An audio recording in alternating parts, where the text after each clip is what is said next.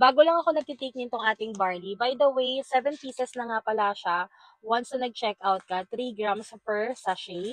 And nakikita ko ang dami niyang good benefits. Pwede nyo rin siya mga mima i-search. Itong barley mga mima, maraming benefits tayo na makukuha once na ito yung iniinom natin daily. By the way, once lang ako umiinom nito per day, bale, it's either morning o kaya naman ng bago ako matulog. Tapos very affordable pa 'tong mga Mimahan, nasa 100 plus pesos lang 'to. Kaya naman kung gusto mo rin i-try 'tong barley mga Mi, highly suggest talaga 'to. Puwede nga pala 'to sa cold water, warm, o kaya sa hot, depende sa trip mo. Basta mahalaga iinumin mo siya. Ayan siya mga Mima, kakatapos ko lang uminom, ayan.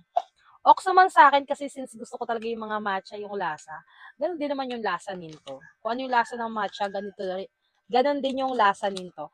Since, girl, ang sakit talaga nitong ano ko, parang ako ina-acid, kaya talaga nagtitake na talaga ako nitong ating barley. Kung gusto mo rin to, andyan na yung link, i-check out mo na.